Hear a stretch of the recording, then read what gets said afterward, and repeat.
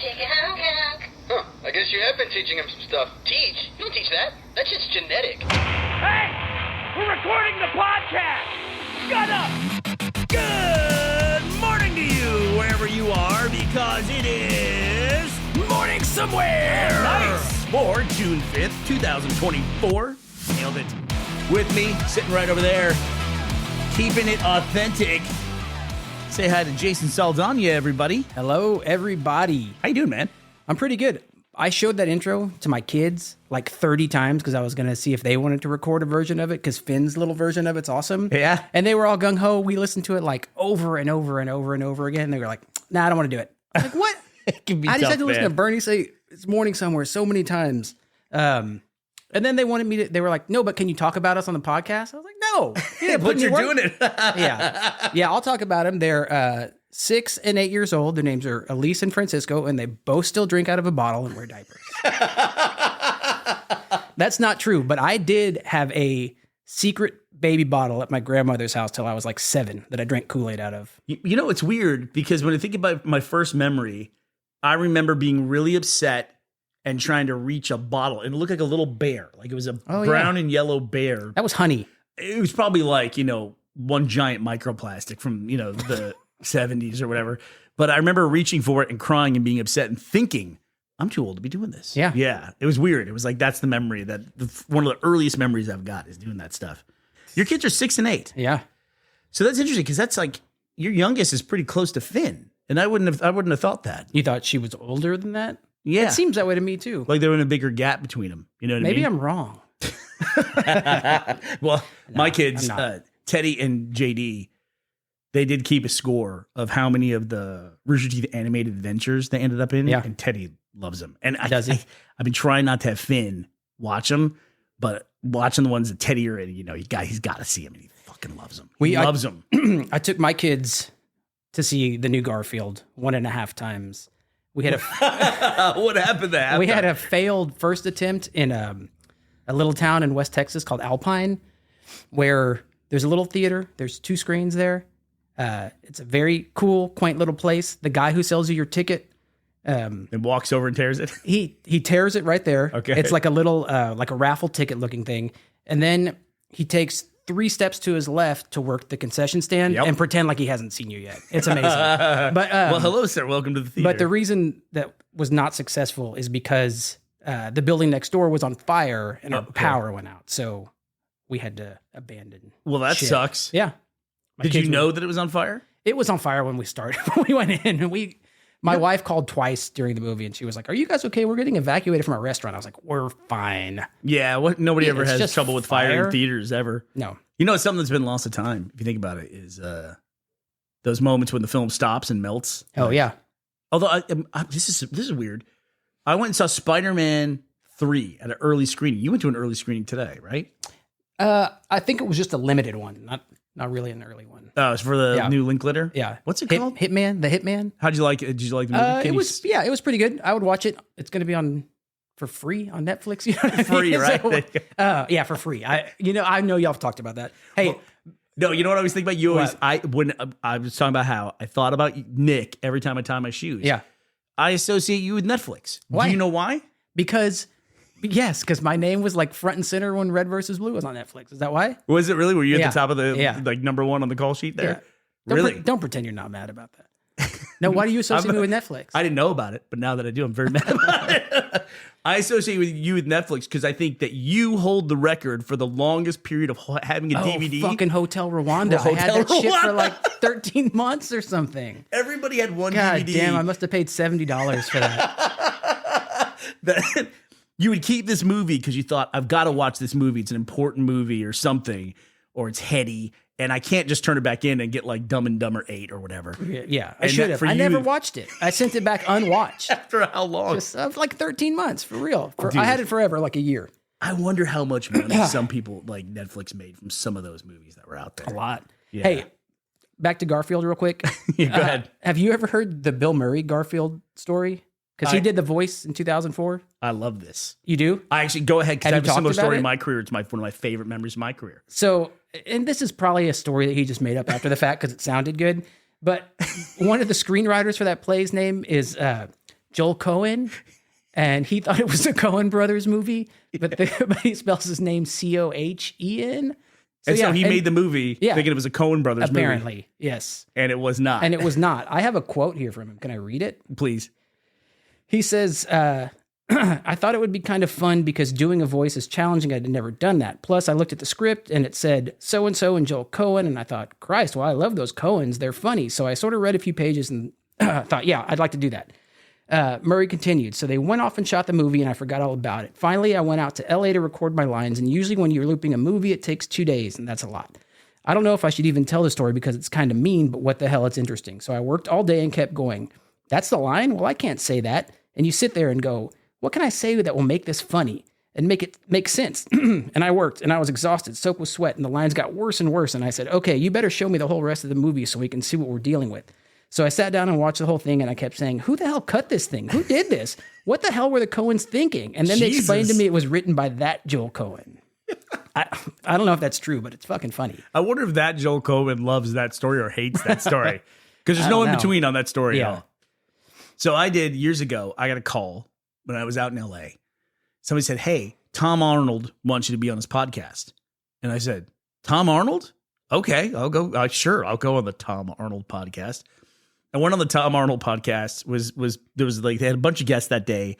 I was in the green room. I forget who was before me, but went in and he's like got some papers and all this stuff and shuffling around. And then it was like kind of this get to know you conversation at the beginning, but then we hit our groove. And it was really a great conversation. Like I was talking about True Lies. I was in True Lies and he was talking about Arnold and James Cameron and like James Cameron giving him direction on the line when he gets behind the lamppost and the guy's shooting at him and he comes out and pats himself down.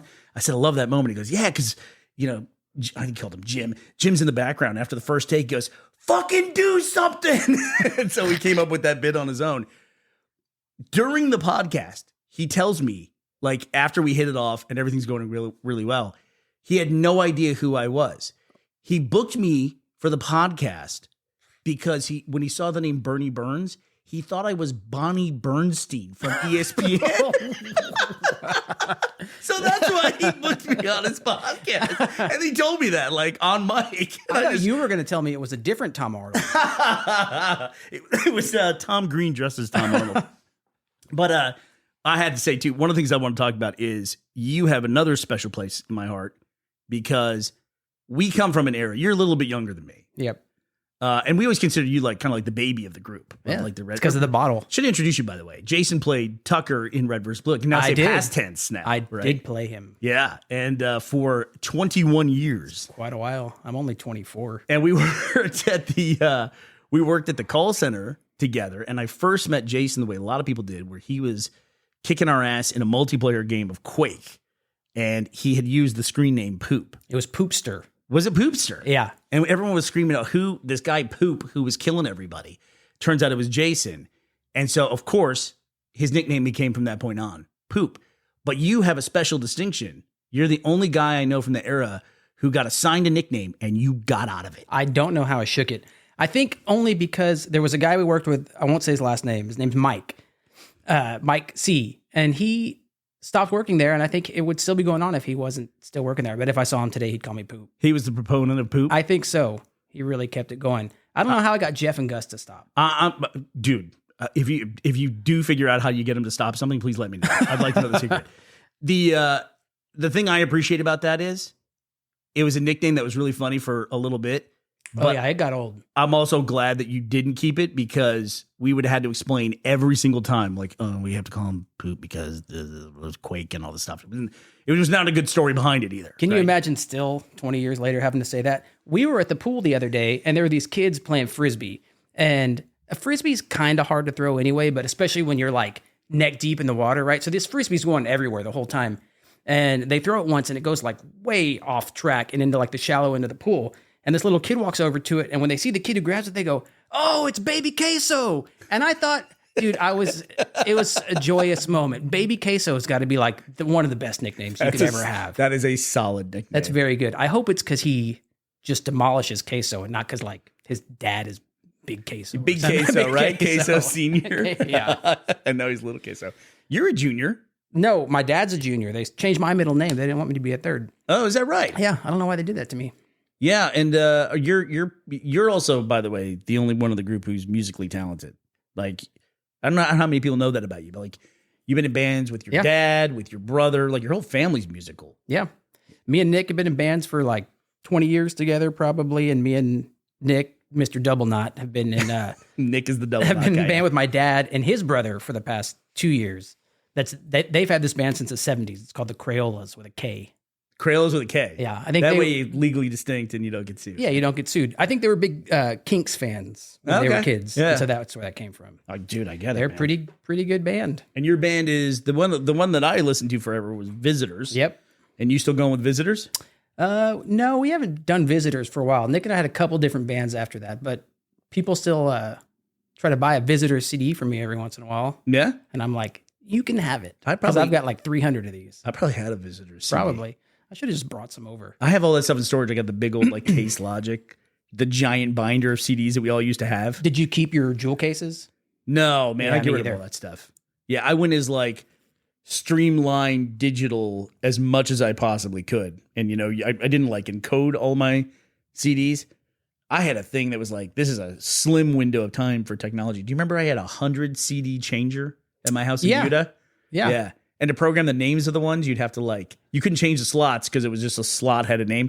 And you had to go through and like scroll through the entire alphabet to put in the letters for each single one. It's like texting on a flip phone. But Fucking did that shit. But way worse. It would have been nice to have the, what did they call that? The 3-button click. It was more like a rotary phone. It was. I was just thinking that. Yeah. It's like a rotary phone, but for millennials. Do we need to basically. explain what a rotary phone is? No. So how was Garfield? How was Chris Pratt's performance versus Bill Murray? It's definitely better than the Bill Murray version. I don't know if it's better than Bill Murray's performance, but that Bill Murray Garfield is trash. Have you ever watched it? No. It's not good. And I read so much Garfield as a kid. After a while, you're just like, this is going nowhere. Yeah. I mean, the new one's okay. I didn't, one time would have been enough. 1.5 times was a bit much. You know, I read a story about Jim Davis, the guy who makes Garfield. Yeah. He's got to have so much fucking money. That was like the book fair book. Like, you go to those like book Yeah. fairs at school. Garfield was always there, at least in the 80s. I read that he just made Garfield because of Snoopy. And he was just like, wasn't into it at all. It was just like, almost like a amateur market study where he goes, okay, what should I make? What kind of character should I make? Okay, Snoopy's a dog and he's popular. I'll just do a cat. And that's a it. good idea. That's literally it. And What's popular right now? anything that's popular now feels like it's popular for about 5 minutes and Right. that's it, right? Yeah. At least, I mean, there was such little media back then. Like things stuck around a lot. You didn't have a lot longer. of options. Yeah. But I have another memory of you, and I wonder if this is true. For some reason, I associate a conversation that you and I had at one point where I talked about sour cream in Mexican food, and you said, I fucking hate sour cream. And that's I feel like it's a false memory I've got of you. No, I do hate sour cream. Okay, you do hate sour not cream. as much as I did, but like when I was a kid, I would gag if I tasted that. Oh, really? It's nasty. It's called sour cream. But couldn't you call it like cream or Just slightly off something? cream? I don't know. Okay, so this is something I'm dealing with too. I'm sorry. I want to talk. I knew you get this Chipotle Let's thing hear it. You want to talk about? So today I was at the store, and when I come back to America, I've got to buy like certain things. Like I was gonna Yeah. You need tortillas or something. Or So there's a yogurt here that I get that I can't get in Scotland. I got it, and after when I got home, I saw it had a 50% off sticker on it, like a big red sticker. And I go, oh, That's fuck. suspect. I know why that is. And so I start looking at it, and I'm going all over this thing looking for the expiration date because I figure it expires today. So I'm looking everywhere for it. I'm like, where the fuck is the expiration date on this thing? Finally find it like printed, not like with ink, but like embossed on the foil like label on it. right. And then it made me wonder, why the hell is the expiration date on food not in a standard place? Like we have the nutritional information, Yep. but if I eat something, I'm going to look at that once, right? And then I figure out whether or not it's good or bad. That's it for me. Yeah. Like I'm not tracking it every single day. But I will look at the expiration date of stuff I eat all the time. For sure. On each individual container. Yes. And yet I got to hunt for it every time because it could be anywhere. Yeah, I think the yogurt that I buy comes in like a little 4-pack that's connected at the top, and the expiration date is on one of them. What the fuck is that? I mean, I might be wrong, but that's what it feels like. No, I believe it. Look at this. So here's what I did. I looked up, this is a Wikipedia entry on expiration dates in the U.S. Listen to all the fucking weasel words in this. Okay, this is on the United States subsection. Sale of expired food products per se is lightly regulated. Per se? Per se is lightly regulated. Gotcha. In the U.S., some states restrict or forbid the sale of expired products, require expiration dates on all perishable products, or both, while other states do not. However, sale of contaminated food is generally illegal and may result in product liability litigation if consumption of the food results in injury. There's even a thing here. After losing a lawsuit, the pharmacy chain CVS implemented a system that causes its registers to recognize expired products and avert their sale. That means they went to court to be able to sell expired stuff. That's what that says to me. Yeah. So in the U.S., notes that a principle of U.S. food law is that foods in the U.S. must be wholesome and fit for consumption. However, with the exception of only one product, the United States government does not require or specify uniform terminology for use on food tables. The use of date labeling is entirely at the discretion of the manufacturer, and dates on labels do not indicate product safety. What's the one product you think that they regulate? I feel like this is going to be a trick, but that it has to be milk. Is it milk? You're close. Condoms. It's baby formula. Baby formula. Why would condoms close to milk? Baby formula. Yeah, but not, you know what that says to me? Baby formula, but not baby food, right? Oh, yeah, they can eat whatever, I guess. Yeah, like the baby food in the jar, they don't, those babies will be fine. Yeah, they don't care. You'll know if it's bad or not. You know, do you ever do, well, you're not here anymore, but do you ever do the curbside at H-E-B and let them do your shopping and you go pick it up? No, right? I'm a level worse than that. I do Instacart and they come to the house. Well, I feel like on H-E-B curbside, if you put meat in your order, that they like give you the meat that's like expiring that day. Yeah, I believe or the next day instead of I don't like that. They probably have some kind of unofficial incentive to do that too. I don't want that meat. I'm not trying to make that meat that day. Also, what the fuck's going on with H-E-B, dude? What do you mean? Get touchless. You know, dude, get tap to pay.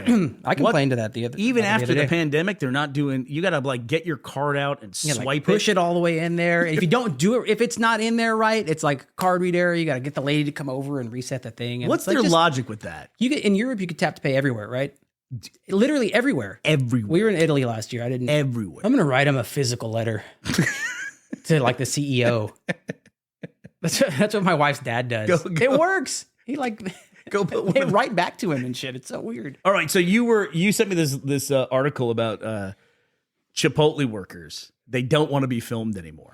Yeah, apparently people on the internet are thinking that the Chipotle bowls have gotten smaller, and that if they might have, I don't know, shrinkflation. But if you put your phone on the guy while he's doing it, that he'll just like scoop into oblivion because he's afraid of going viral or something like that. But that's such a shitty thing to do to somebody. Do you agree? Who wants to be filmed at work by some random who's going to post it somewhere? If I was there and the guy in front of me was doing that, when it got to my turn, I'd be like, just put I think he took all my stuff. Just put the top on it, empty, charge me for the extra walk, and then I'd just leave my wallet in the tip jar and just run out of there in embarrassment.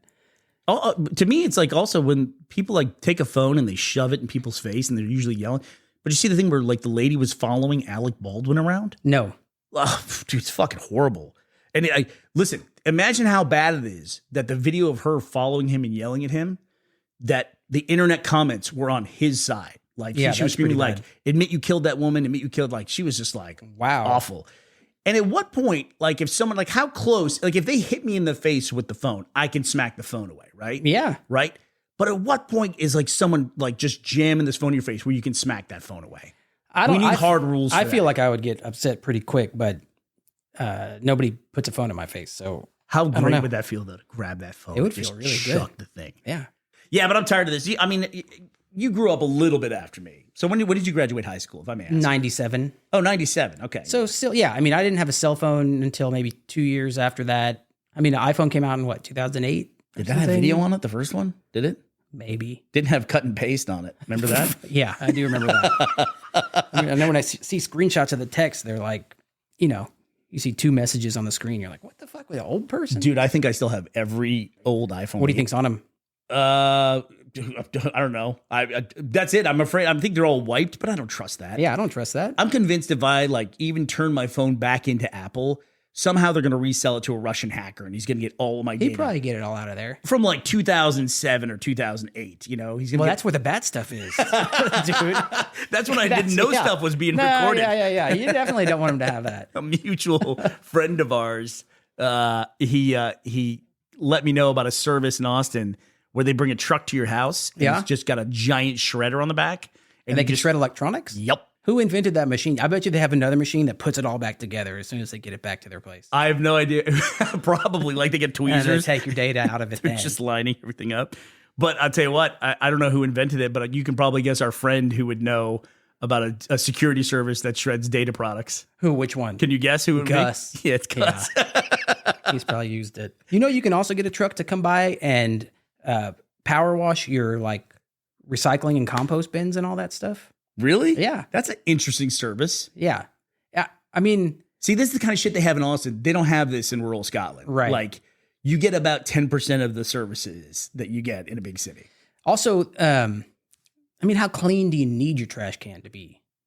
Just rinse it out, right? Yeah, but I get it. I Yeah. get it. Like, it's every now and then you're like, ugh. And for some reason, I think, like, someone's going to know. Because it's on the curb. Like, someone's going to find out about it. About what? Your dirty trash can? Well, like, they'll smell Like my that trash guy's can. trash.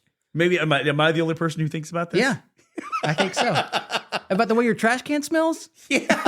Like, it's embarrassing somehow. It's like, I did a bad thing. Like, oh, man. Listen, I'll admit this. There's been times where I haven't put some trash out in the trash can. Because it smells too bad? Well, because it's fucking Texas too, and it's 110 Oh, degrees. yeah. It's literally 110 degrees here. It is like 110 degrees here. It fucking and is, it's dude. How are you fucking holding up with this stuff? I For me, don't it's know. like a vacation. Like a good one? I Because mean, it's cold in Scotland? vacation in hell, like a trial run, trial period. Got to pay the subscription if I stay longer than 2 weeks. Man. I don't know. Do you have a particular memory of like when Austin was the hottest? Like in the past 2 years, probably. It You think seems so? like, yeah, Yeah. it feels like it for sure. And I don't know if maybe I'm just outside more because I have kids. Yep. You know, That'll do maybe it. more than I was when I was 30 or something like that. But it seems hot, and I don't want to be outside, even at like 9 o'clock at night. Yeah, and the other thing too that's going on in Austin, I'm actually really pro Austin right now Okay. because when I left, I was kind of tired of Austin. When I came back, like the first couple of years, I actively didn't like it. Like I was like, I'm so glad I got out of here. So wait, why are you pro Austin now? I don't know. Just I've only been here a day and a half, but I Yeah. don't know. I felt good coming back. I liked it. You know what I mean? Are you going to stay?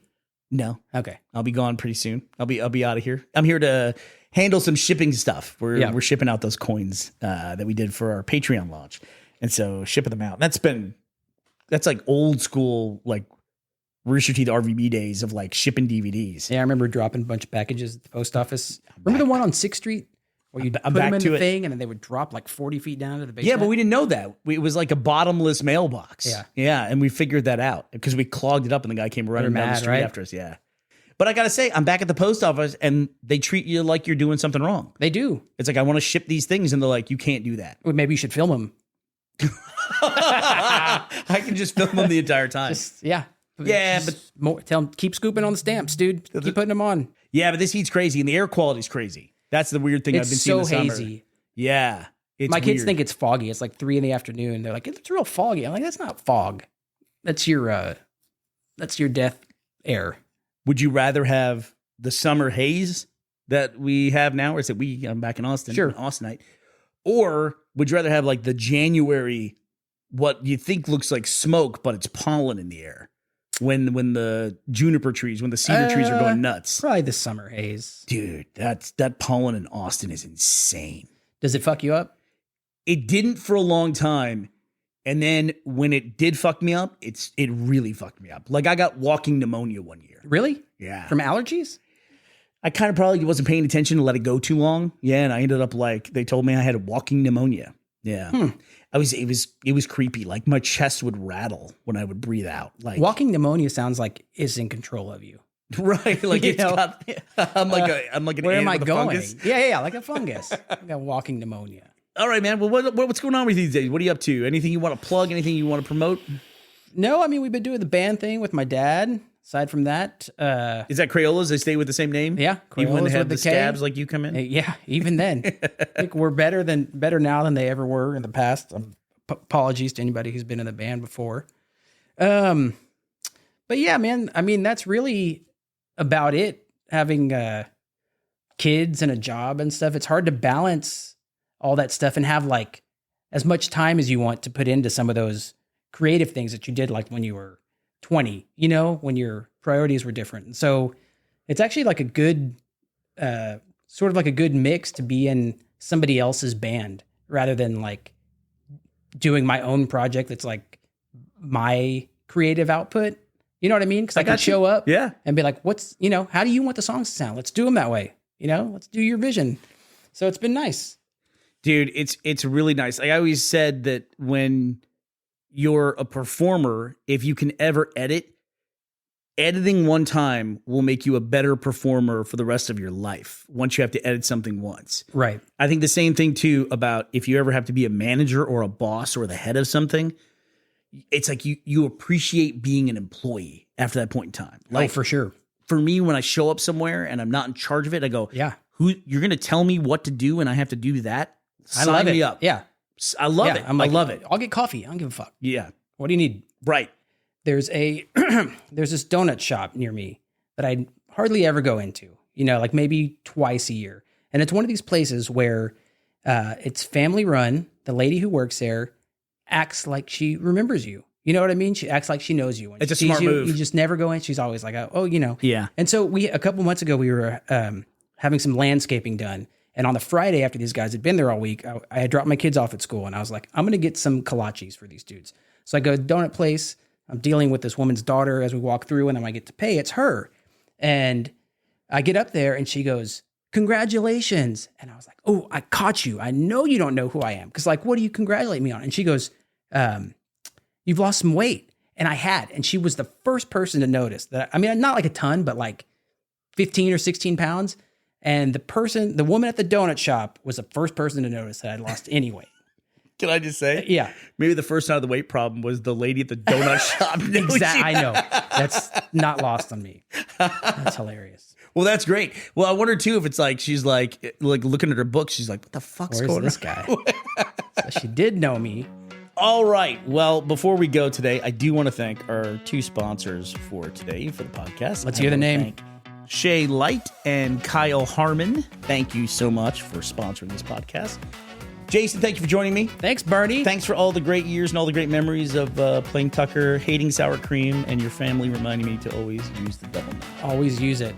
All right. Well, that does it for us today. I will be back to talk to you tomorrow. I hope you'll be here as well.